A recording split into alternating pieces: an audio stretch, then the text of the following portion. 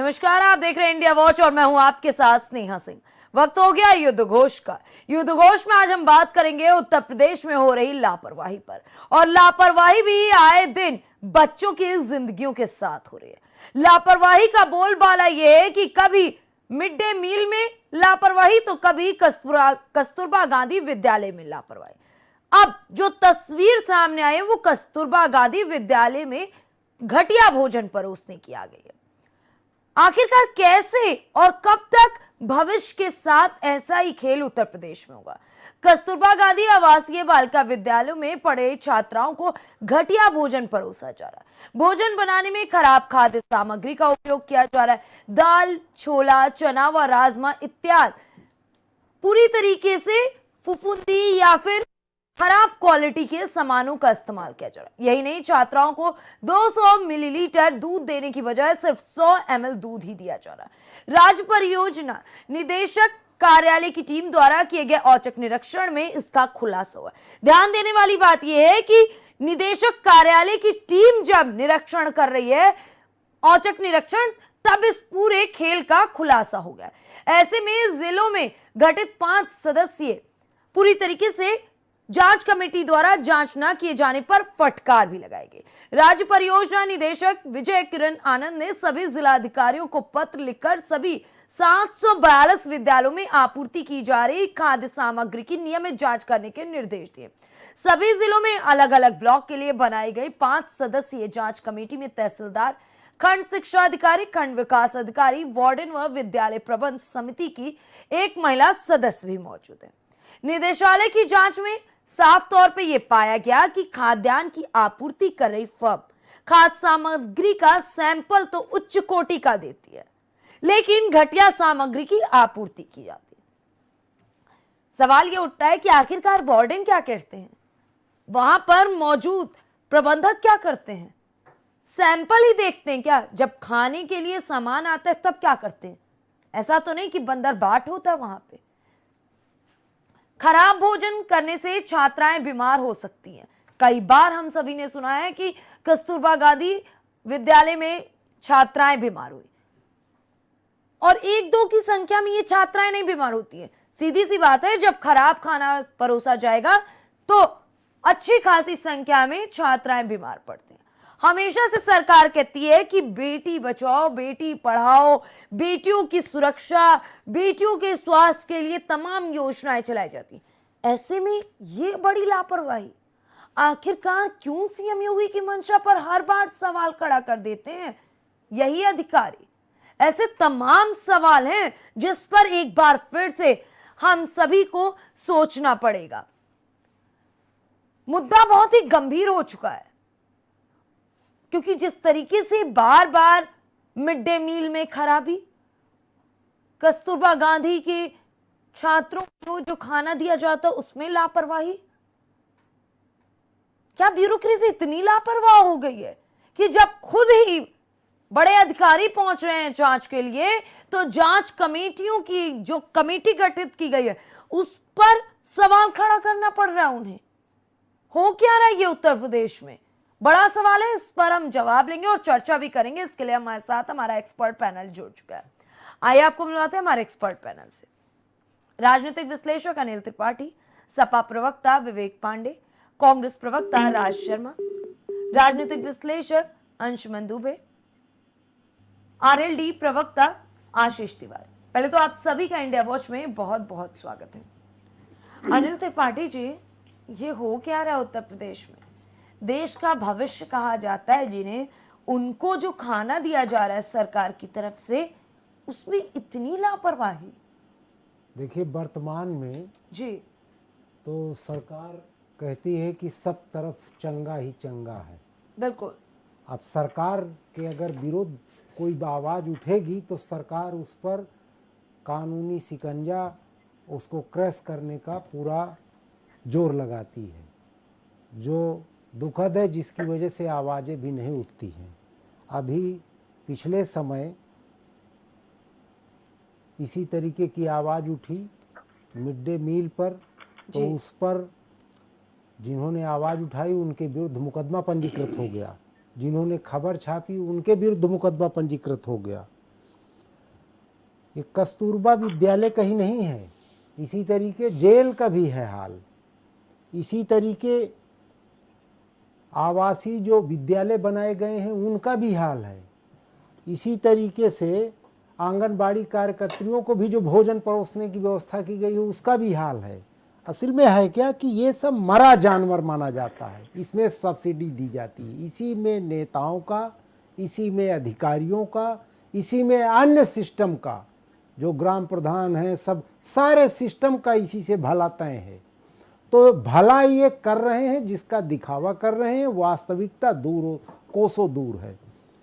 जो अनाज दिया जा रहा है वहाँ बनाने के लिए, वो अनाज तो खाने योग्य है ही नहीं, और उसके बाद भी इस स्थिति को देखते हुए सब लोग ये कहते हैं कि नहीं हम तो कल्याणकारी योजना चला रहे हैं। इस स्थिति को देखते हुए ही अखिलेश यादव की सरकार में ये तय किया गया कि इनके लिए मिड डे मील के लिए अक्षय पात्र योजना, अक्षय पात्र वालों को ये योजना सौंपी गई और कहा गया कि उनका किचन क्वालिटी बेस है। इस सरकार ने उनको देना बंद कर दिया। वो करते क्या थे कि ये जो इनके तरफ से खाद्यान्न मिलता है उसको बाजार में बेच देते थे, बाजार से उत्तम कोटि का सामग्री मंगा करके उसको अपने किचन में तैयार करवा करके और उसको बेचते थे। वो तो क्वालिटी बेस था जी। सरकार बिना क्वालिटी का खाना दे रही है और वहाँ एक आदमी रख करके और ग्राम प्रधान उसकी निगरानी करता है, तो जैसे तैसे उसको वितरित किया जाता है। हम तो चाहते हैं कि ये योजना बिल्कुल पूरी तरीके से बंद कर दी जानी चाहिए, जिससे तमाम लोगों के घर में जो इसका लाभांश जा रहा है वो भी बंद हो जाएगा और जनता के ऊपर भार एक तरीके से कम होगा। रही बात सरकार की, तो सरकार तो अभी आप चैनल पर चलाएंगे, अखबारों में खबर छपेगी, लोग आवाज उठाएंगे, सरकार उसका दमन करने का प्रयास करेगी। लोकतंत्र में लोकतंत्र चलता है लोक लाज लोक भय से। वर्तमान सरकार को न तो लोक लाज है न लोक भय है। दूसरा, वर्तमान सरकार का काम एक चीज से चल जाता है, धार्मिक उन्माद से। तो जब धार्मिक उन्माद उसका एजेंडा सफल एजेंडा है, तो वो बाकी एजेंडे को चंगासी चंगासी चंगासी कह करके जनता के ऊपर बोझ बनाए बैठी। ठीक है, विवेक पांडे जी आए दिन खबरें सामने आती हैं कि मिड डे मील का खाना खाने से इतने बच्चे बीमार हो गए, मिड डे मील के खाने में कीड़ा मिला, मिड डे मील का खाना खराब। अब कस्तूरबा गांधी आवासीय विद्यालय से भी ऐसी खबरें पिछले कई महीनों से सामने आ रही हैं। कभी खाना खा के छात्राएं बीमार होकर अस्पताल पहुंच जाती हैं, कभी खाने की जो सामग्री है उसकी क्वालिटी ही पूरी तरीके से खराब पाई जा रही है। देखिए स्नेहा जी, प्रकृति का विषय ये होना चाहिए कि आज योगी सरकार इन सारे विषयों पे स्वयं को साबित नहीं कर पा रही है। ये जो मुफ्त का अनाज दे रहे हैं, मुफ्त का अनाज अगर मुझे लगता है योगी जी केवल एक हफ्ते खा करके दिखाते, मैं मान जाऊंगा कि मुफ्त का अनाज उत्तर प्रदेश की जनता के लिए बिल्कुल जायज है, वाजिब है।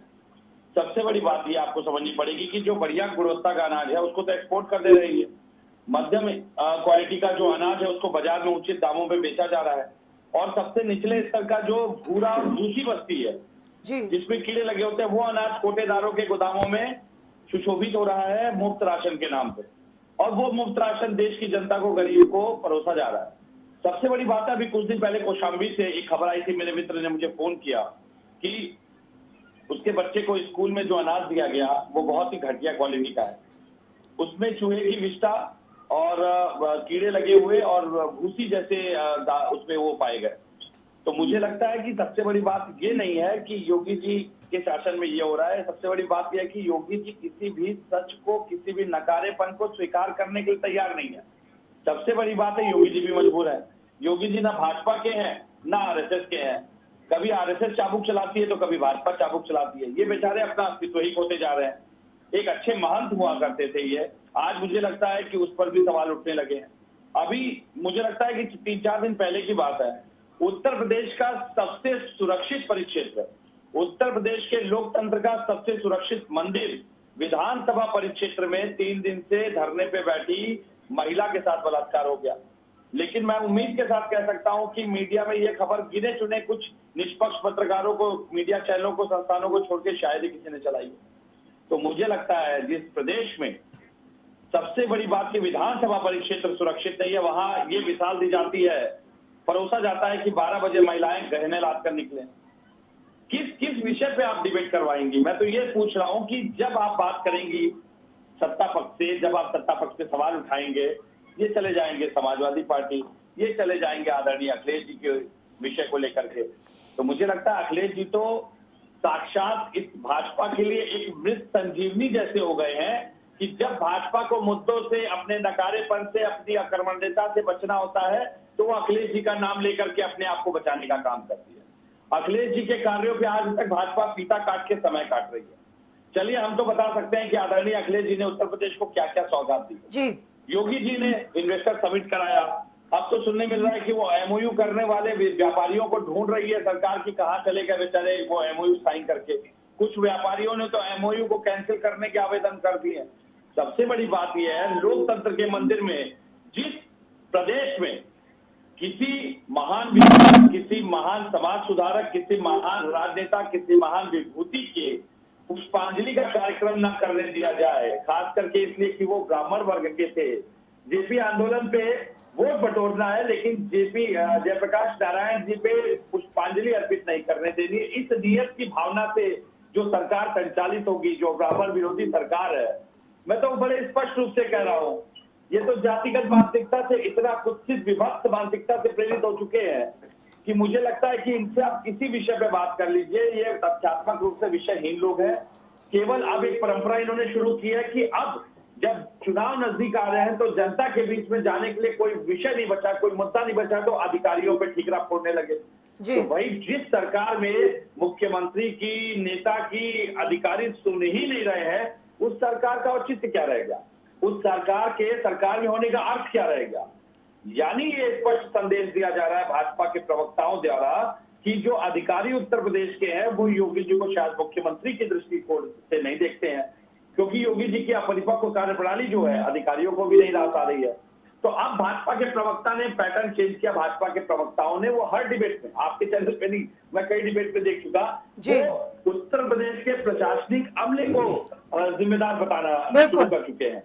और सबसे बड़ी बात, अगर उत्तर प्रदेश का प्रशासनिक अमला आपके नियंत्रण में नहीं है तो आप कैसी सरकार चला रहे हैं? सर्कस चल रही है क्या उत्तर प्रदेश में? मनोरंजन चल रहा है क्या? कि 5 साल आपको किसी ने कहा है, मजबूरी है, दायित्व अगर आपसे संभल नहीं रहा है तो त्याग पत्र दीजिए भाई। सबसे बड़ी बात देखिए, ये इतने गैर जिम्मेदार लोग हैं। यहाँ पे आप बच्चों की बात करेंगी, हो सकता है कल आपके ऊपर एफआईआर हो जाए। आपको याद होगा पूर्ववर्ती में, पहले कार्यकाल में कैसे पत्रकारों ने जब मिड डे मील की खबर दिखाई, नकल की खबर दिखाई, गांव जो गोद लिए थे भाजपा के सांसदों ने उसकी खबर दिखाई, तो पत्रकारों पे एफआईआर होने लगी। तो स्नेहा जी, मैं तो बड़े दायित्व के साथ कहता हूं कि समाजवादी पार्टी, समाजवादी अधिवक्ता सभा भी आपके साथ, आपके चैनल के साथ खड़ी रहेगी। आप जम करके दिखाइए, इनके भ्रष्टाचार की पोल जम करके खोलिए।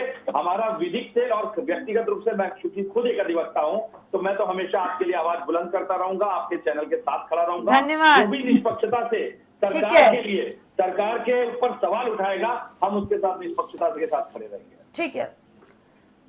राज शर्मा जी, बोलिए जी। बात हो रही है देश के भविष्य की। सीधी सी बात है कि मिड डे मील और ये कस्तूरबा गांधी आवास, ये विद्यालयों में अगर जो भोजन दिया जा रहा है, अगर इसमें लापरवाही बरती जाएगी तो क्या वाकई सिर्फ और सिर्फ ब्यूरोक्रेसी ही लापरवाही कर रही है?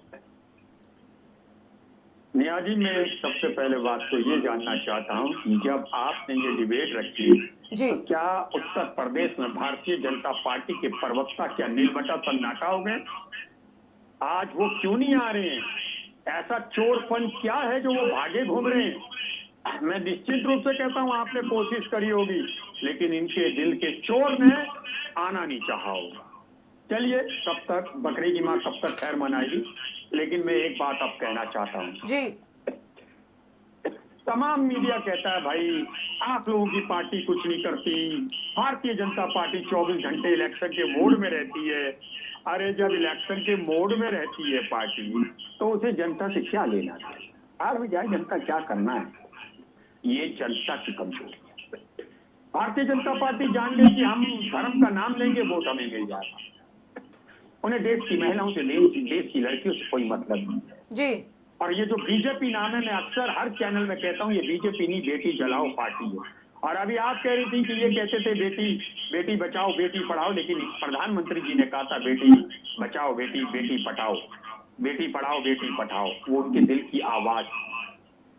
आप जो बात बता रही कस्तूरबा आवासीय विद्यालयों की बातें, ये इसको मैं बहुत अच्छी तरह समझता हूँ। यहाँ ये दलाली का अड्डा है। यहाँ जो बेसिक शिक्षा के ऑफिस से जो अकाउंटेंट जाएगा उसको भी पैसा चाहिए। अच्छा, 200 मिलीलीटर से 100 मिलीलीटर छोड़िए, बच्चों को भर पेट नहीं मिल रहा है। विटामिन देने चाहिए वो नहीं मिल रहे हैं बच्चों को। लेकिन सरकार, दिक्कत क्या है यहाँ पे कि सरकार ने शुतुरमुर्ग की तरह अपने सर को छिपाया हुआ है और वो सोचती सब कुछ अच्छा दिख रहा है। जैसे कहावत है आर्मी में कि एक बटालियन में सीईओ होता है कर्नल रैंक का, अगर वो दिमागदार है और वो बलवान है तो अगर 600 सिपाहियों में कुछ कमजोर भी है तो युद्ध को जीत के ले आएंगे, और अगर सीईओ ही कमजोर हुआ तो युद्ध को जीतना बड़ा मुश्किल पड़ जाता है। ठीक यही है। अब अगर उत्तर प्रदेश की बात लो, मुख्यमंत्री जी क्या सोचे बेचारे, वो बेचारे हो गए, वो अच्छे व्यक्ति हैं लेकिन दिल्ली में बैठे कुछ असामाजिक तत्व उन्हें काम नहीं करने देते। दिल्ली में बैठे षड्यंत्रकारी उत्तर प्रदेश की सरकार को, उसके मुखिया को इधर उधर की सोचने का मौका भी नहीं देते।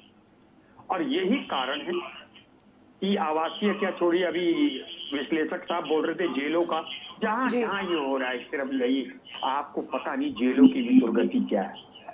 नकली दवाइयां मिल रही हैं। अगर किसी को पैरासीटामोल चाहिए उसका बुखार नहीं उतरता है। आप इन्हीं की सरकार में ले लीजिए, मैं दावे के संग कहलवा सकता हूं कि सरकारी जो डॉक्टर डिस्ट्रिक्ट हॉस्पिटल में, लोहिया डिस्ट्रिक्ट हॉस्पिटल, वो वहां की दवाइयां नहीं खाते। उनका खुद कहना होता है अगर यहाँ की दवाई खाओगे 15 दिन फीवर नहीं उतरेगा, जब तक तो आदमी स्वर्गलोक को पधार जाएगा। तो इस वक्त सारी दिक्कत क्या है, सारी चीजें चरमरा गई। एक दिक्कत क्या है, कुछ मीडिया वाले भी गाते रहे तुम कि प्रधानमंत्री जी का विजन। जब मैं कह रहा कि प्रधानमंत्री जी के विजन से 370 हटेगी, तो ये जो कस्तूरबा में जो घपला हो रहा है ये भी उन्हीं का विजन होगा। भाई मैंने तो आज तक सोचा ही नहीं कि कोई भी नेता सिवाय प्रधानमंत्री जी के विजन के कहता हो। मुख्यमंत्री तक कहते हैं मेरे यशस्वी प्रधानमंत्री जी, उनका विजन है हमने पूरा किया, इनके मंत्री यही कहते हैं। तो आज आपको एक सवाल उठाना चाहिए कि क्या प्रधानमंत्री जी इसकी जिम्मेदारी लेंगे। और प्रधानमंत्री जी आज यूपी में ही, जिला बरेली में ही है, शायद वो कहीं जा रहे हैं। क्या आज उनको खबर मिली कि नहीं मिली? क्या उनके पास पेपर, क्योंकि हर जगह पेपर की कटिंग मिलती है, क्या उन्हें पेपर की कटिंग मिली कि नहीं मिली? लेकिन वो नहीं कहेंगे क्योंकि ये बड़े चालाक लोग हैं। इनका एक चीज कहने, एक ये बड़े तरीके से युद्ध लड़ना जानते हैं, छद्म युद्ध। इनको पता है किसी भी अनशन को, किसी भी चीज को थोड़ा सा खींच दो, आदमी थक कर बैठ जाएगा। ठीक है भाई ये तो सरकार में बैठे राज शर्मा जी, तो इनका ठीक है मैं एक सेकंड जी। तो मैं ये कहना चाहता हूं कि कम से कम मुख्यमंत्री जी और प्रधानमंत्री जी को देश की जनता से क्षमा मांगना चाहिए और उन्हें ये कहना चाहिए कि हम 2024 में चुनाव नहीं लड़ेंगे, क्योंकि भाजपा भारत की जनता ने 2014 में हमें प्यार से चुना था, हमने उनके प्यार से खिलवाड़ किया, हमने उनकी मोहब्बत से खिलवाड़ किया, इसलिए हम चुनाव नहीं लड़ेंगे और माफी के पात्र बने। शायद जब कभी आज से कभी भी ऊपर कभी जाएंगे तो भगवान उन्हें कहेगा चलो आपने सच तो बोला। बस इतना ही कहना चाहता हूँ जी। राज शर्मा जी, आपने कहा था कि बीजेपी के नेताओं को इस पे जवाब देना चाहिए, आज कोई है नहीं। हालांकि हमारे साथ जुड़ चुके हैं बीजेपी नेता विवेक श्रीवास्तव जी। विवेक जी, इंडिया वॉच में आपका बहुत बहुत स्वागत है। विवेक जी, लगातार सवाल ये कि देश के भविष्य की जब बात होती है तो हमेशा से बच्चों को लेकर के, चाहे वो सीएम योगी की मंशा हो या पीएम मोदी की मंशा हो, साफ रहती है कि वो बच्चों को एक बेहतर स्वास्थ्य, बेहतर सुविधा, सब कुछ बेहतर देना चाहते हैं, खाना भी बेहतर देना चाहते हैं, चाहे वो आवासीय विद्यालय हो या फिर मिड डे मील का खाना। जी। लेकिन कस्तूरबा गांधी आवासीय विद्यालय में इतनी लापरवाही हो रही कि राज्य परियोजना निदेशक कार्यालय की टीम जब निरीक्षण करने पहुंची तो वो खुद कह रही है कि 742 विद्यालयों में जो आपूर्ति की जा रही खाद्य सामग्री की वो पूरी तरीके से बर्बाद है, बेकार है। देखिए स्नेहा जी, जी सरकार की इच्छा साफ है कि बच्चों को साफ सुथरा खाना, पौष्टिक भोजन मिले। जी उसमें जिस एजेंसी के पास ये जिम्मेदारी थी, देखा गया कि वो सैंपल तो उच्च कोटि का देती है, सप्लाई खराब क्वालिटी की कर रही है। ये निदेशालय की जांच में आया है, किसी कांग्रेसी ने किसी विपक्षी की जांच में नहीं आया है जी। और उस पर जांच जो उनकी एक जो समितियां थी वो पे हाथ धरे बैठी थी। उन समितियों को एक्टिव करके उस आपूर्ति फर्म को काली सूची में डालने का आदेश सरकार के स्तर पे दिया गया है। ये कार्य तो हम ही ने किया है। मैं भी कांग्रेस प्रवक्ता को सुन रहा था जी, कुछ लास्ट की बातें मैंने उनकी सुना। वो आपको बता रहे थे कि आप ये प्रश्न पूछिए, ये कांग्रेस की हिमाकत हो सकती भाई, वो मीडिया से कहे कि आप ये प्रश्न पूछा करिए, क्योंकि लोकतंत्र के हत्यारे इमरजेंसी में उन्होंने लोकतंत्र का गला घोटा, चौथे स्तंभ का पूरी तरीके से शोभा देते हैं। अब रही बात, अरे सुनने की आदत डालो भाई। आज जवाब उसी का दो, आज जवाब इसी का दो कि ये कस्तूरबा में जो ये, अरे सुन लो शर्मा जी, सुन लो। अरे सुनो भाई, सुनो। राज शर्मा जी, विवेक जी से सवाल पूछा, विवेक जी से जवाब पाते ही बात बिलबिलाया ना करो, बिल्बिल मत अरे विवेक श्रीवास्तव जी, क्यों बिलबिलाते हो? विवेक श्रीवास्तव जी, क्यों आज बिलबिलाने बहुत लगते हो? सारे जवाब सुनते सवाल ही हैं वहाँ। आपसे, मैं जवाब दीजिए। सारे प्रश्नों का बिंदुवार जवाब दूंगा। इन्होंने कहा कि मोदी जी का विजन, योगी जी कहते हैं मोदी जी का विजन, मोदी जी का विजन, बिल्कुल मोदी जी का विजन है। आज मोदी जी का विजन है कि पूरे आपके लोकतंत्र को पूरी दुनिया सलाम कर रही है। आपके प्रधानमंत्री का विजन था कि बगल का प्रधानमंत्री कहता था कि वो तो देहाती औरत है। हमारे प्रधानमंत्री का विजन है कि जो बाइडेन से लेकर के नेतन्याहू सब सलाम कर रहे हैं। रुक जा, सुन ले भाई, सुन ले। एक सर के बदले 4 सर लाऊंगा। अरे सुन अरे ले आप भाई, लोग मुद्दे को मत भटकाइए प्लीज, मुद्दे पे रहिए। कितने सर लाऊंगा, सर ले जाऊंगा, उस अरे पे मत भाई, चर्चा सुन ले कीजिए। भाई, सुन आज मुद्दा बच्चों का है, अभी ये बिलबिलाएंगी उन्हीं पे चर्चा कीजिए। इन्होंने विवेक श्रीवास्तव जी, ये सिर्फ आज राज शर्मा जी ने पूछा है कि क्या ये जो घटनाएं हो रही हैं विद्यालयों में खानों के साथ लापरवाही, ये भी पीएम मोदी हाँ, या फिर सीएम योगी की बिल्कुल विजन का ही देन मैं है क्या? उसी बात का जी। जवाब दे रहा हूं स्नेहा जी। सरकार चाहती है कि मेरे राज्य में अच्छा से अच्छा हो, जी हमारा नौजवान, हमारा बचपन अच्छा से प्रगति करे, पौष्टिक आहार पाए, पौष्टिक भोजन पाए, उन्नत करे, तरक्की करे, देश का समर्थ नागरिक बने। राज शर्मा जी का कहना है कि मोदी जी का विजन सब मामले में, तो क्या ये भी मोदी जी का विजन है? तो आप ही के माध्यम से मैं इनको याद दिलाना चाहता हूँ, बस्ती में जी राजीव गांधी जी के समय में एक रायपुरा कांड हुआ था। एक बारात में तिलक के फंक्शन में जहर खुरानी हो गई थी, सैकड़ों लोग मर गए थे। उसकी उल्टी जिसने चाटी थी, कुत्ते भी मर गए थे। क्या वो राजीव गांधी ने कराया था? अरे बात ये नहीं फिर क्यों बिलबिला रहे हो? क्यों भाई? 84 में राजीव गांधी की सरकार थी, मोतीलाल वोरा स्वास्थ्य मंत्री, तनिल त्रिपाठी जी बैठे, वरिष्ठ पत्रकार है। ये रायपुरा कांड इन्होंने अपने समय में कवर भी किया होगा। तो क्या रायपुरा कांड की जिम्मेदारी लोगे? भोपाल गैस त्रासदी की जिम्मेदारी राजीव गांधी लेगा क्या तुम्हारा? अर्जुन सिंह लेगा क्या तुम्हारा भोपाल गैस कांड की जिम्मेदारी?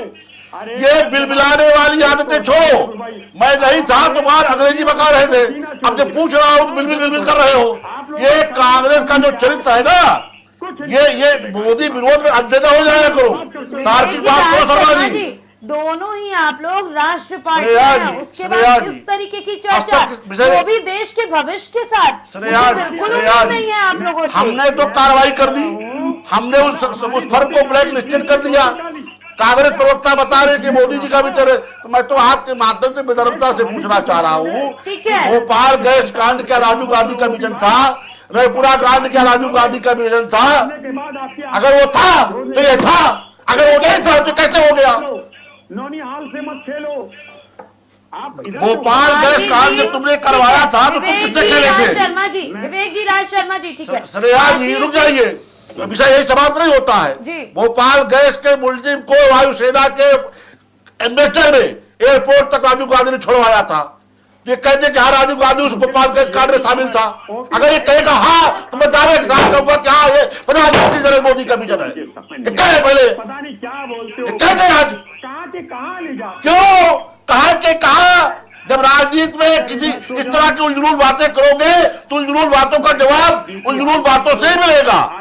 हमने कार्रवाई किया, हमें पकड़ने वाले हैं, हम ही ब्लैकलिस्ट करने वाले हैं। तुम कह रहे हो नरेंद्र मोदी का विजन था, तुम्हें एक कहते शर्म नहीं आती देश के प्रधानमंत्री के बारे में ऐसी बात करते। हम अगर कहें कि भोपाल गैस कांड राजीव गांधी का विजन था, राज शर्मा जी, विवेक जी, भोपाल गैस कांड के मुलजिम को भगाने में राजीव गांधी शामिल था, वही पूरा कांड राजीव गांधी का विजन था, उसमें पूरी कांग्रेस शामिल थी, मोतीलाल वोरा स्वास्थ्य मंत्री शामिल था, अर्जुन सिंह मुख्यमंत्री मध्य प्रदेश शामिल था। क्या जवाब दोगे इस बात का? ओपी भाई बीपी को लो करो। ठीक है विवेक जी, चोर को सब चोर नजर आते हैं शर्मा जी, कातिलों को सब कातिल नजर आते हैं। ठीक है विवेक जी, चोर को सब चोर नजर आते हैं। बैठे, मुझे उनका भी पद जाना है। ठीक है, आगे आप लोगों का पद जानेंगे, मुझे और भी पैनलिस्ट का पद जाना है। आशीष जी, गुस्सा ना हो, कातिलों को सब कातिल नजर आते विवेक जी, हैं। हम गुस्सा नहीं, हम तो तुम्हारी बात का जवाब दे रहे हैं। शांत होइए। आशीष जी क्या कर अरे रहे भाई हैं? भोपाल गैस कांड में राजीव गांधी शामिल था कि नहीं था बताओ। क्या रहे हैं आप विवेक जी? क्यों भाई, वायुसेना के कार से गया था भोपाल गैस कांड का मुलजिम, एयरपोर्ट तक हवाई जहाज तक छोड़ा था। और वायुसेना की कार बिना प्रधानमंत्री प्रोटोकॉल के हवाई जहाज तक नहीं जा सकती। पूरा देश जानता है कि राजीव गांधी भोपाल गैस कांड के मुलजिमों को भगाने में शामिल था। ये कहे आज ओपी भाई, मुझे क्यों नहीं कहता ये आज? ओपी भाई, बोलो ओपी भाई, ओपी भाई, रिलैक्स होइए आप पहले। बोलो, आप गुस्सा तक क्यों लेते हो? क्यों बोलो, जवाब दो। राज शर्मा जी और विवेक श्रीवास्तव जी, इतना संवेदन। राज शर्मा जी जरा शांत होइए। ये स्नेहा जी, विवेक जी जरा शांत स्नेहा होइए। जी विशेष संवेदनशील ठीक था। है, हमने शांत रहिए संवेदनशीलता के साथ इस पे कार्रवाई की। ये उस कार्रवाई का उपहास उड़ा रहे हैं। ठीक है, इसको आपने कार्रवाई प्रधानमंत्री की का ना, विजन ठीक बता है। रहे हैं। ठीक, अगर प्रधानमंत्री जी का ये विजन है तो साफ तो कहिए ना। कौन आगे राजीव गांधी भोपाल गैस कांड में शामिल था? ठीक है, इसका जवाब ले लेंगे उनसे उनके वक्त में। शांत रहिए, और भी पैनलिस्ट बैठे। राज शर्मा जी, विवेक जी, दोनों लोग शांत होइए, मुझे और भी पैनलिस्ट का पद जानना है।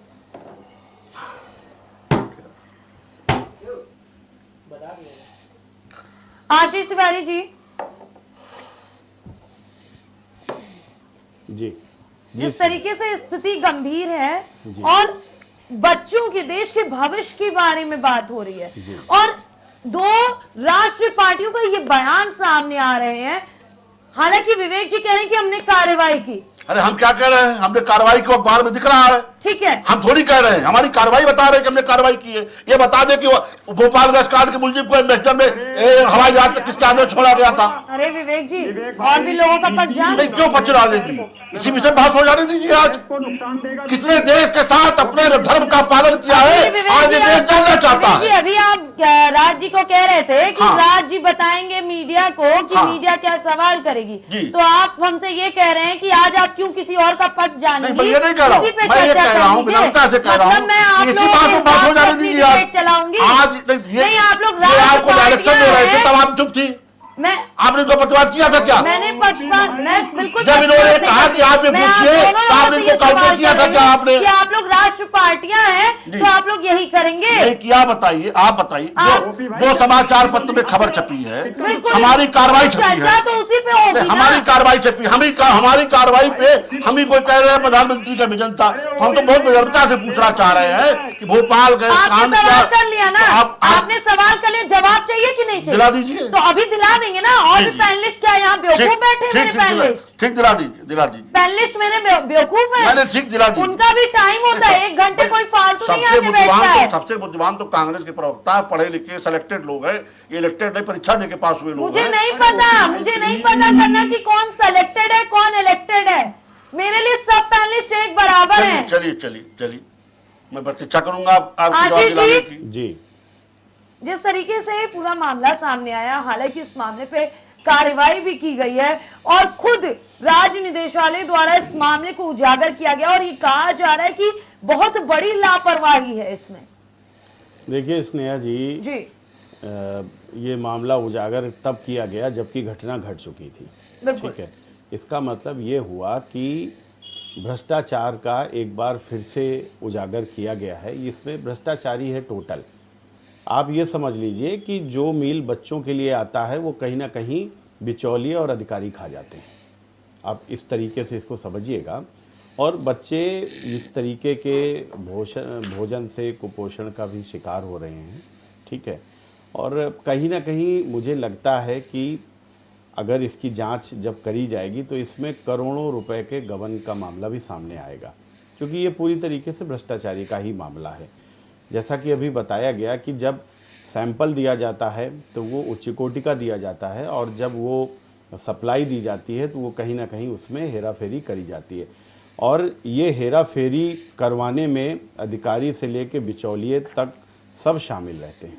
ठीक है, और इसमें कहीं ना कहीं जहाँ पर ये इसका भंडारण होता है वो लोग भी इसमें शामिल होते हैं। तो ये भ्रष्टाचार का एक बड़ा मुद्दा है।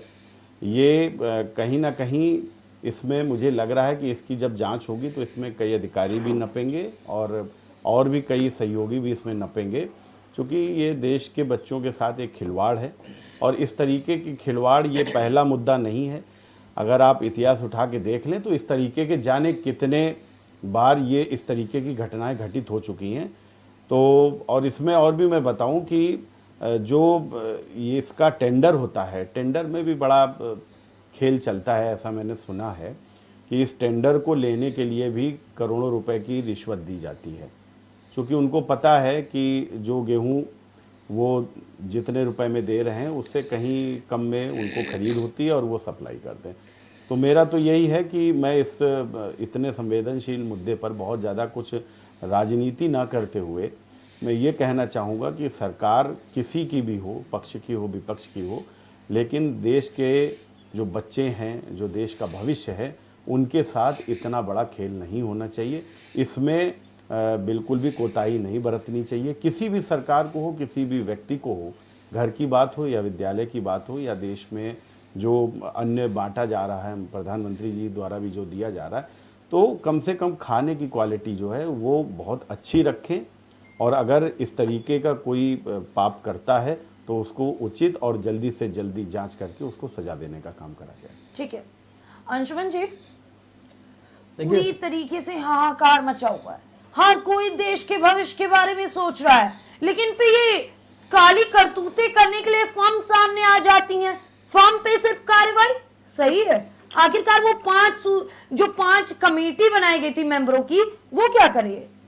देखिए स्नेहा जी, हमारे यहाँ तो क्या है कि ये जो चोरियां हैं अनाज की जी, ये मैं पढ़ता रहा हूँ, किताबें पुरानी भी और कई चीज़ें पुरानी, तो मैं देखता आया हूँ। पुरानी फिल्मों को आप उठा के देखिए, काला बाजारी का जो दौर है अनाज का, ये स्वतंत्रता के बाद से ही लगातार जारी है। और इसमें जितनी सरकारें आई गई, प्रदेश में जितनी सरकारें आई गई, सब इसमें जिम्मेदार हैं। ये भंडारण करने वाले, ब्लैक मार्केटिंग करने वाले, चोरी करने वालों, इनका दबाव सरकार पे रहा। सरकार में ऐसे तत्व हमेशा रहे हैं जो पैसा खा करके इधर की उधर करने का जिनका काम रहा। आज की जो घटना है, जो हुई है, ये लगातार चलते हुए क्रम का हिस्सा है। कस्तूरबा गांधी विद्यालयों का आप पूरे इतिहास उठा के देख लीजिए, चाहे उत्तर प्रदेशी क्यों ना हो, ये देश भर के कोनों से जहाँ जहाँ से विद्यालय हैं वहाँ ये घटनाएं हुई हैं और ज़रूर हुई हैं। उत्तर प्रदेश में सरकार ने इसको जानकारी मिलने के बाद, जैसे बताया गया कि सरकार ने इस पर कार्रवाई करी, ब्लैक लिस्टेड किया गया। लेकिन यही ब्लैक लिस्टेड कंपनी कल को दूसरे नाम से आएंगी, दूसरे नाम से आकर के इन्हीं लोगों को ये मिल जाएगा। ऐसा भी होता है और ऐसा हुआ कई बार कि लोगों ने अपने नाम बदले हैं, आदमी वही रहा, बस इतना ही हुआ है जी। देखिए ये बहुत बड़ा व्यापार है, अरबों खरबों रुपए का ये काला साम्राज्य। जहां जहां सरकार कोई ना कोई योजना लेके आती है उसमें भ्रष्टाचार की घुन पहले लगा के आती है। मिड डे मील को, जैसे अभी अनिल त्रिपाठी जी ने कहा, मैं उनकी बात से बिल्कुल सहमत हूँ। ये जो भोजन फ्री फंड का भोजन है, इसकी व्यवस्था को बंद कर देना चाहिए। ये आवश्यकता ही नहीं है। आपको आवश्यकता है केवल शिक्षा देने की, और आपको आवश्यकता है क्या कहते हैं, स्वास्थ्य के फ्री करने की। स्वास्थ्य और शिक्षा फ्री कर दीजिए, बाकी जो मेहनत करके आएंगे, वो जो बच्चे पढ़ने आते हैं, वो भोजन का प्रबंध कहीं ना कहीं से होता है, आप उनको ऊपर छोड़ दीजिए। इससे राजस्व की भराई होगी और ये जो ब्लैक मार्केटिंग होकर के लोगों की जेब में काला धन जो संचय हो रहा है, जो कहीं ना कहीं गलत कामों में लगता है, वो भी बचेगा सर। अंशुमन जी, लेकिन जब पहले ऐसा नहीं होता था, खाने की चीजें नहीं मिलती थी स्कूलों में, तो आमतौर पे माल न्यूट्रिशन का एक बहुत बड़ा मामला हमारे सामने रहता था। देखिए, न्यूट्रिशन का मामला क्या है कि जब बाहर जो हमें खाद्य सामग्री हमें मिल रही है, मैं आपको दावे से कर रहा हूँ कि आज लखनऊ की राजधानी की बात कर रहा हूँ, यहाँ राजधानी लखनऊ के अंदर एक भी व्यक्ति ऐसा नहीं होगा जिसको पेट का रोग ना हो। कारण क्या है कि यहाँ के इतना दूषित खाना भी मिल रहा है, अनाज मिल रहा है, इतना दूषित प्रदूषण वाला पानी है, इसके कारण ये यहाँ पे स्थिति ऐसी बनी हुई है। आप जड़ों पे चोट नहीं कर रहे हैं। डॉक्टर जाता है, डॉक्टर दवा देता है कि पेट तुम्हारा ऐसा हो गया, खा लो दवा, ठीक हो जाता है। एक खर्चा हमारा अननेसेसरी का पड़ रहा है। वास्तव में जो कुपोषण की जो जननी है, वहाँ पे चोट की ही नहीं जा रही है। आप अच्छा अनाज दीजिए, अच्छी चीज़ें मार्केट में लाइए। अब जब हमारे यहाँ से अच्छा अनाज एक्सपोर्ट हो जाता है, मध्यम क्लास का अनाज जो है वो यहाँ पे महंगे दामों में बिकता है, ठीक है, और वो हम जैसे आम आदमी, जैसे मीडियम क्लास के लोग समझते हैं कि ये बहुत अच्छा अनाज है, जबकि हकीकत में क्या है, वो अच्छा अनाज हमें मिल ही नहीं रहा है। और जो बिल्कुल थर्ड क्लास, जिसको फेंक देना चाहिए जिस अनाज को, जो किसी के यूजलेस है, वही आज कहीं ना कहीं अधिकतम रूप से इन विद्यालयों के माध्यम से, कहीं किसी अन्य अनाज की योजनाओं के माध्यम से ये जा रहा है। तो लोग कुपोषण के शिकार होंगे ही होंगे। आप उनको जो भोजन देंगी वो कहीं ना कहीं उनको बीमार करेगा, बीमार जो होगा वो डॉक्टरों के पास जाएगा, अननेसेसरी का खर्चा बढ़ेगा। और मुफ्त का कोई भी, देखिए, मुफ्त की कोई भी योजना कहीं ना कहीं उसमें लागत आती है। हम कोई अनाज किसान पैदा करता है, उसकी लागत आती है। आप उसको उठा करके फ्री फंड में किसी को बांटने लगेंगे तो ये अन्याय है किसान की मेहनत के साथ, परिश्रम के साथ। और जो व्यक्ति उसको खा रहा है, हाँ, जरूरतमंद अगर भूखों को, आप भूख जहाँ पे कुपोषण है, भूख मरीज से कहीं बड़ी प्रलय आ रही हो, वहाँ स्थान को चयनित करिए, उस स्थान को चयनित करके वहाँ के लोगों को कुछ काम पकड़ाइए और उसके बदले में उनको भोजन और राशि दीजिए। देखिए, व्यवस्था आप सुधरेगी। ये मुफ्त की योजना बंद कर देनी चाहिए तत्काल से। जी, विवेक पांडे जी। जी, जिस तरीके से दो राजनीतिक विश्लेषक आज हमारे साथ हैं और दोनों का ये कहना है कि ये स्कूलों में मुफ्त के राशन का जो मामला है, इसको बंद कर दिया जाए तो शायद इन सब मामलों पर विराम लग जाए। नहीं, मामला देखिए स्नेहा जी, मैं आपको बता रहा हूँ, ये भ्रष्टाचार की जो जड़ें हैं, स्कूलों में मुफ्त राशन देने की योजना का पहले संदर्भ समझिए। कुपोषण से बचाने के लिए पौष्टिक आहार की एक जो प्रक्रिया आरंभ की गई थी, पौष्टिक आहार के माध्यम से बच्चों की शारीरिक दक्षता को बढ़ाने के लिए, ये उसका विभाग था। इसमें भ्रष्टाचार को, इसको भ्रष्टाचार का हिस्सा बनाने वाले जो अधिकारी हैं, मैं तो कहता हूं कि अगर आपको बंद करना है तो सरकारी कैंटीनों का खाना प्राइवेट वेंडरों को बंद करवाइए और ये मानक तय करिए कि आप अगर सरकार की कैंटीनें चलेंगी, सरकारी संस्थानों में कैंटीन चलेगी, तो वो खाना, वो अनाज भी यहीं से आएगा जहां से इन बच्चों के लिए आ रहा है। उस गुणवत्ता का खाना इनको खिलाइए तो इन अधिकारियों को, बच्चों को। जितने स्कूल हैं, चाहे वो प्राइवेट ही हो, उनकी कैंटीन में जो भी भोजन मिल रहा है, उन सभी को सप्लाई मैंडेटरी कर दीजिए। आप देखिएगा वास्तव में गुणवत्ता अपने आप सुधर जाएगी। मैं बड़ी पिछले स्तर की बात बता रहा हूं आपको। कोई अधिकारी नहीं चाहता कि उसका बच्चा सरकारी स्कूलों में पढ़े, कोई अधिकारी, नेता, मंत्री नहीं चाहता कि उसका बच्चा सरकारी स्कूलों का सहभागी बने, कोई नहीं चाहता कि उस वहां के परिवेश में उनका बच्चा पल बढ़ करके एक IAS अधिकारी या उनके जैसा मंत्री बने। अधिकतर आप देखेंगी तो जितने भी थोड़े से सक्षम लोग हैं वो CMS भेज देते हैं, DPS भेज देते हैं इस तरह के स्कूलों में, और उन स्कूलों की कैंटीन देख लीजिए। सबसे बड़ी समस्या क्या है, हम सिर्फ गरीबी मिटाने की बात करते हैं, विभेद हटाने की बात करते हैं, लेकिन वास्तव में पिछड़े वर्ग के लिए, गरीब के लिए अगर सरकार ने कुछ किया है तो वो केवल और केवल बयानबाजी, और उस बयानबाजी के आधार पे जितनी योजनाएं हैं वो सब कागजों पे पोषित हो रही हैं। मैं कहता हूं कि ये पहली सरकार ऐसी है जिसमें इनके प्रवक्ता कम से कम साधुवाद है कि सहर्ष स्वीकार तो करते हैं कि अधिकारी सुनते नहीं है। अब इसको आप वाहवाही देखेंगी, इसको आप योग्यता मानती है, इसको आप एक अच्छे शासन का पैरामीटर मानती है कि इसको नकारापन कहा जाए। ये भी तय कर लेना पड़ेगा जिस पैनल को कि अगर उत्तर प्रदेश में प्रशासनिक अधिकारी योगी जी के दिए आदर्श निर्देशों का अनुपालन नहीं करते तो उनकी नजर में योगी जी का महत्व क्या है। सवाल योगी जी पे नहीं है, क्योंकि योगी जी एक मुख्यमंत्री के बतौर मुख्यमंत्री वो अपने कार्य कर सकते हैं, लेकिन उनके कार्यों को संचालित करने के लिए संस्थाएं बनी है, और वो हर सरकार, चाहे कांग्रेस हो, चाहे भाजपा हो, चाहे सपा हो, सभी को यही व्यवस्था मिलती है। सबसे बड़ी बात यह है कि आपको कितनी गंभीरता से अधिकारी लेते हैं, आपके निर्देशों पे, आपके योजनाओं पे, आपके क्रियान्वयन करने की प्रक्रिया का अनुपालन करना, अधिकारी कितनी गंभीरता से आपको लेते हैं और नहीं लेते हैं, तो उसका जो कारण है आपको उस पर प्रहार करने की भी आवश्यकता है। ठीक है, क्योंकि अभी तक ये बात कई बार सामने आई, आदरणीय विवेक श्रीवास्तव जी भी मंच पे बैठे, उन्होंने भी कई बार दिवस में बात को स्वीकार किया कि अधिकारी जो है वो मनमानी करते आ रहे हैं। अरे पहला कार्यकाल बीत गया, दूसरा कार्यकाल आ गया, केंद्र में इनकी सरकार, जबरिया रिटायर करिए ना भाई, कौन रोक रहा है? हमने तो कभी आपत्ति नहीं दर्ज कराई इसमें। अब कम से कम इतनी निकृष्ट स्तर की राजनीति तो नहीं होनी चाहिए ना कि ऐसे भ्रष्ट कोटेदारों को पोषित करने की आवश्यकता पड़े और ऐसे भ्रष्ट लोगों को संरक्षित करने की बात करनी पड़े। ठीक है विवेक श्रीवास्तव जी, अभी विवेक पांडे जी ने कहा कि अगर जबरिया रिटायरमेंट कर दिया जाए, क्योंकि कहीं ना कहीं इस सब मामले में ब्यूरोक्रेसी और ये जो जांच कमेटियां बनाई गई थी हर जिले में, वो तो बहुत ही लापरवाही कर रहे। आप ये बात मान रहे हैं या नहीं? देखिए स्नेहा जी, ये बात तो सत्य है, क्योंकि ब्यूरोक्रेसी के बच्चे वहाँ नहीं पढ़ते जी, आम आदमी के बच्चे पढ़ते हैं। अभी जो मिड डे मील का विषय उठा था उसमें आम किसानों के, गरीबों के बच्चे पढ़ते हैं। तो वहाँ की व्यवस्था से ब्यूरोक्रेसी कुछ प्रभावित नहीं होती जी, क्योंकि हम लोग राजनेता हैं, हम लोग समाज के हर वर्ग में आते जाते हैं, उनके बीच शामिल रहते हैं। मिड डे मील की शिकायतें मिली तो आपने देखा कि लखनऊ में मिड डे मील की व्यवस्था अक्षय पात्र फाउंडेशन को दी गई, उसके बाद से स्थिति सुधरी है जी। उनका भोजन भी साफ सफाई से बनता, समय से पहुंचता भी है। कम से कम लखनऊ के विद्यालयों में तो अक्षय पात्र फाउंडेशन के माध्यम से भोजन समय पे बच्चों को मिल रहा है। इसके पहले वास्तव में ये प्राथमिक स्तर पर बच्चों को पौष्टिक आहार की समस्या थी। एक समय था कि लोग भूख से मर जाते थे, विद्यालय भेजने की बात कौन कहे। बच्चे विद्यालय जाते थे तो वहाँ दोपहर में भूखे रहते थे, उनके पास कुछ लंच नहीं होता था। इस कारण से बहुत बच्चे जाते नहीं थे या चले गए तो भाग आते थे। बड़ी स्थिति विषम थी। लोग बच्चों को विद्यालय भेजने के बजाय घर के किसी काम में लगा देते थे। तो ये व्यवस्था तब लाई गई थी पौष्टिक आहार की, मिड डे मील की योजना, कि जिससे बच्चे जाएँ, उन्हें भोजन मिले, पौष्टिक भोजन मिले, उनका एक संपूर्ण विकास हो और आगे चल के भारत के अच्छे नागरिक बन सके।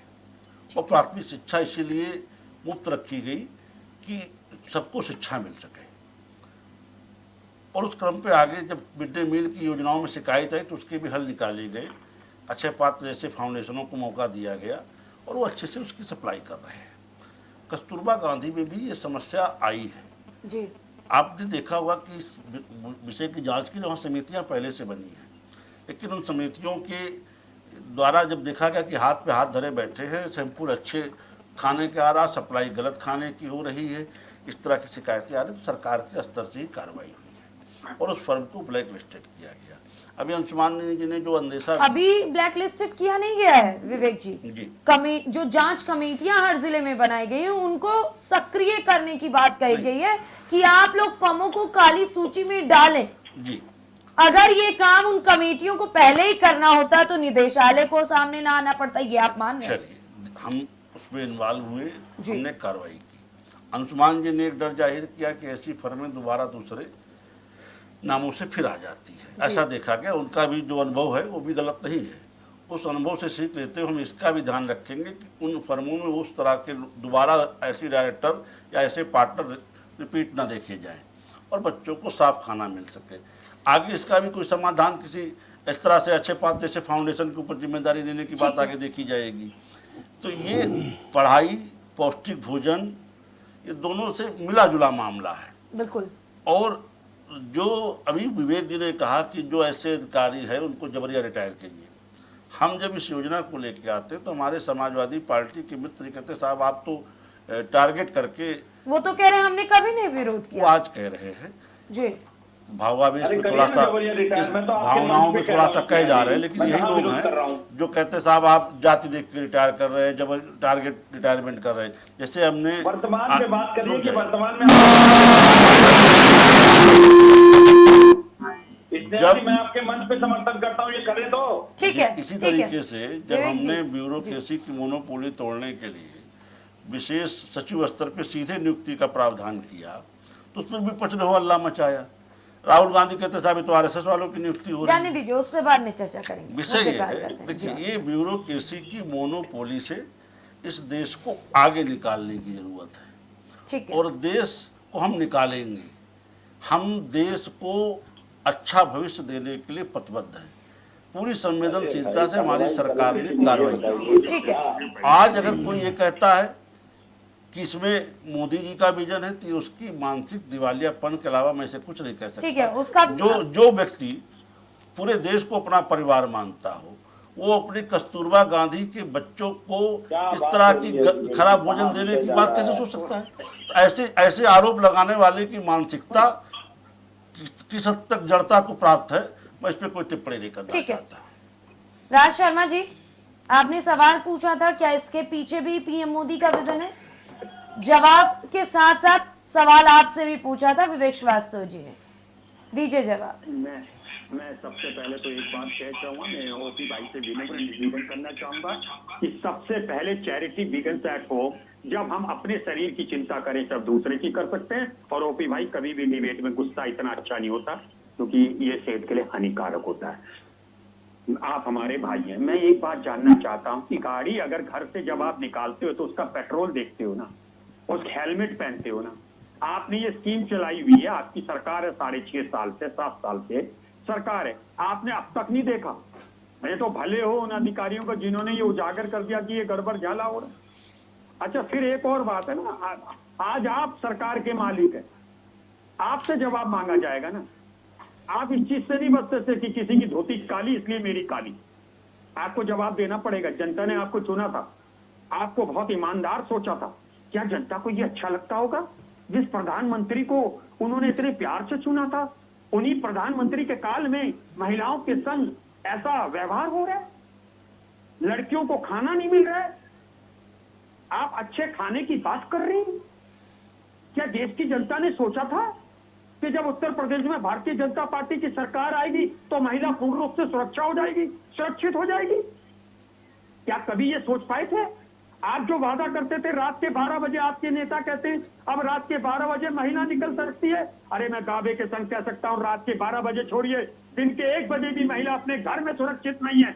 अगर वो घर के गेट में आए तो उसके संग शोषण हो सकता है। आप उसका जवाब नहीं देना चाहते। और हर बात का जवाब, ओपी भाई मैं आज आपको भी एक सलाह देता हूं, हर बात का जवाब नरेंद्र मोदी साहब या राहुल गांधी साहब या सोनिया गांधी साहब नहीं होता, आप जैसे लोग भी होते हैं। राज शर्मा जी, पहले तो आप एक सवाल का जवाब दीजिए। ये आप बार बार ओपी भाई जो कह रहे हैं, क्या राज है इस ओपी भाई के पीछे का? क्योंकि हम लोग तो आज तक उन्हें विवेक श्रीवास्तव जी के नाम से जानते हैं, बीजेपी नेता के नाम से जानते हैं, लेकिन आप जब से विवेक जी बैठे हैं तब से आप ओपी भाई गुस्सा शांत, ओपी भाई गुस्सा शांत। पहले इसका जवाब दीजिए। एक्चुअली मैं इनके गुस्से से मुझे इनकी चिंतित हुआ कि मैं भी इनका नाम भूल गया, क्योंकि मुझे इनकी चिंता है। क्योंकि मैं मानता हूं अगर मान लो कुछ अनहोनी होती है, कोई पार्टी किसी का साथ नहीं देती है। तो विवेक भाई, अब विवेक भाई गुस्सा नहीं हुए, तो अब मैं विवेक भाई को कहता हूँ कि विवेक भाई जवाबदेही आप लोग होती है। आप मेरे से जो सवाल पूछा जाए मैं उतना दूं। आपसे जो सवाल पूछा जाए आप पहुंच जाते हो जब पैदा हुए थे। हमें वो बात नहीं करनी है। अरे भाई, सन 2014 में जनता ने समझा कि आप हमसे बेहतर काम करेंगे, आप बेहतर करके दिखाइए।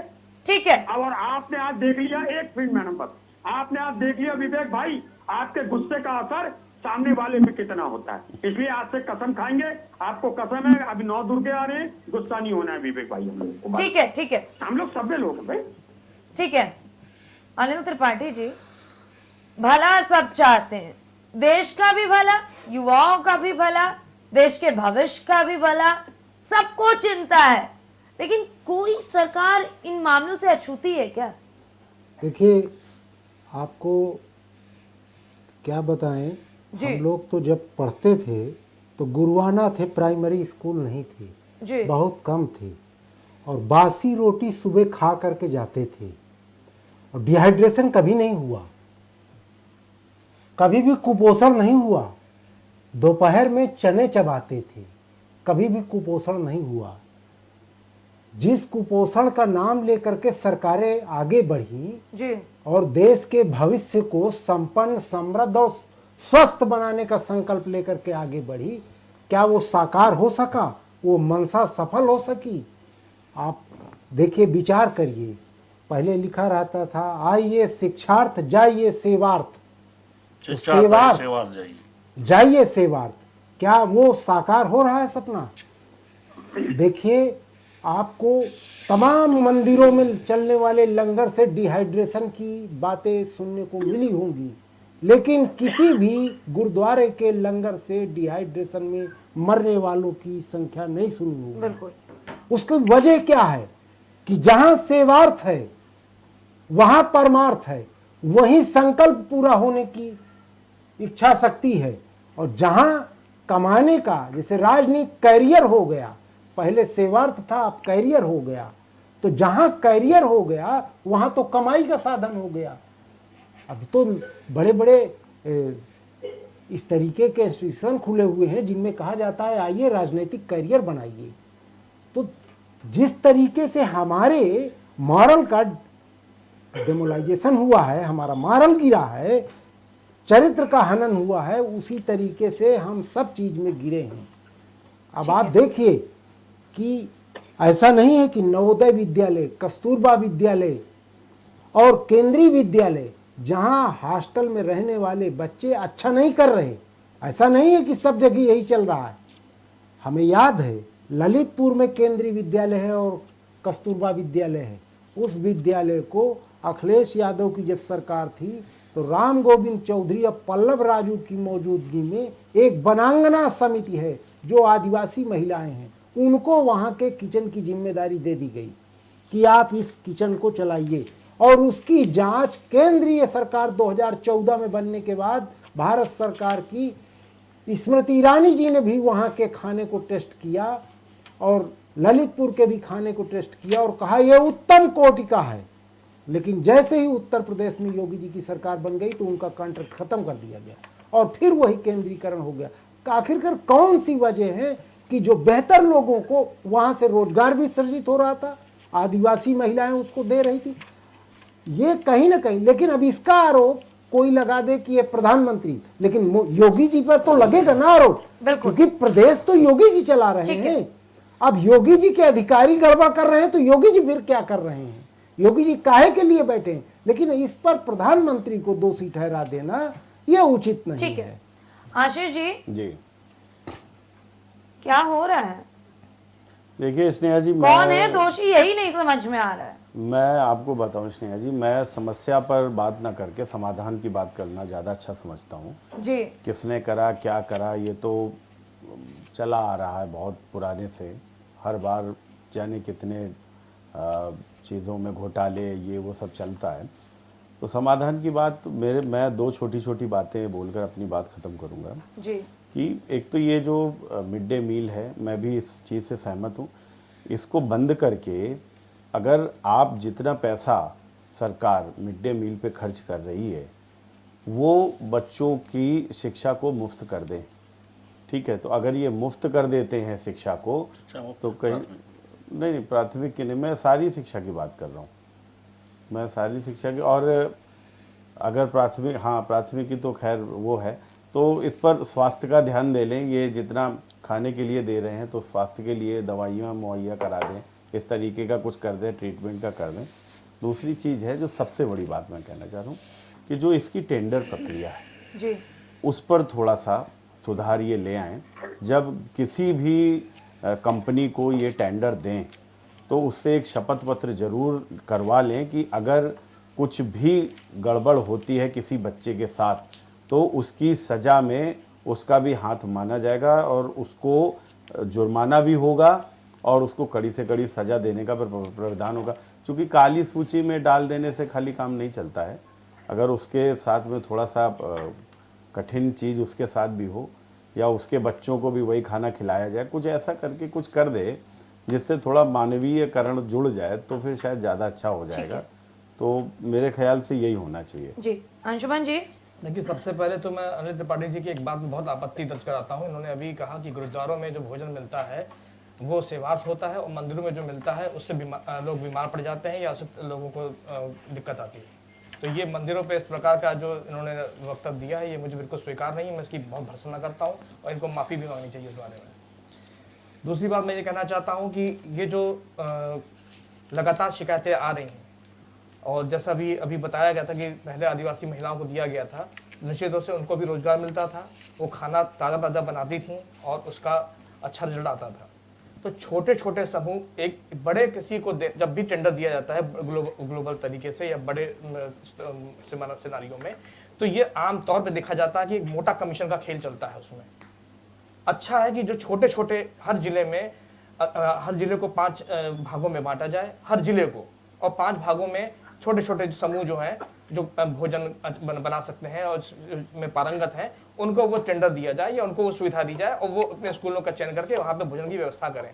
कंपटीशन की भावना आएगी, जिसका परफॉर्मेंस अच्छा होगा उसको आप पूरे जिले में थोड़ा बढ़ाइए आगे, जिसका कमजोर होगा आप उसको निकालिए बाहर। ठीक है। इससे क्या होगा कि सही व्यवस्था का जन्म होगा। और रही बात अधिकारियों की, देखिए मैं छोटे वालों की नहीं बताऊं, छोटे कर्मचारी की इतनी हिम्मत नहीं पड़ सकती है कि वो इस तरह की चोरी कर पाए।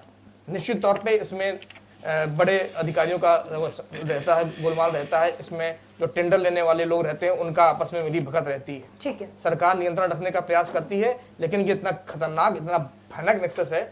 मैं तो ये चाहता हूं कि उत्तर प्रदेश सरकार अगर आईएएस अधिकारियों पे, आईपीएस अधिकारियों पे नियंत्रण नहीं कर पा रही है तो उसे अपने कैडर के अधिकारियों, पीपीएस को, पीसीएस अधिकारियों को काम में लेना चाहिए। वो ज्यादा जमीन पे रहते हैं, ज्यादा बेहतर तरीके से ग्राउंड पे काम करते हैं, काफी समय ग्राउंड पे बिताते हैं, वो ज्यादा बेहतर रिजल्ट देके देंगे। अगर नौकरशाही को इस तरह से आप कर सकते हैं। मैं इनकी एक बात का मैंने ये नहीं कहा, मैंने ये कहा है कि मंदिरों के प्रसाद वितरण में, लंगर में तो डिहाइड्रेशन की कुपोषण, डिहाइड्रेशन की तो शिकायतें मिलती है, लेकिन गुरुद्वाराओं में ऐसा आज तक नहीं सुना गया। मंदिर के प्रसाद में लोग मरते हुए देखे गए हैं। क्यों? ये गलत बात है, ये आपकी बात गलत, आपको नहीं समझ में आ रहा आप मंदिरों पे आरोप नहीं लगा सकते। ठीक है। लाला भाई, चर्चा में बस इतना ही। आप सभी का बहुत बहुत धन्यवाद। एक बार फिर से बता दें कि पूरी तरीके से इस वक्त बच्चों की भविष्य को लेकर के चर्चा जारी है, और जहां चर्चा होती है वहां बात यही आता है कि बच्चों को अगर शिक्षा बेहतर देने की बात हो रही है तो उनके स्वास्थ्य की भी चिंता अवश्य की जाए। खैर, देखने वाली बात यह होगी कि आगे योगी सरकार इस पर क्या निर्णय लेती है।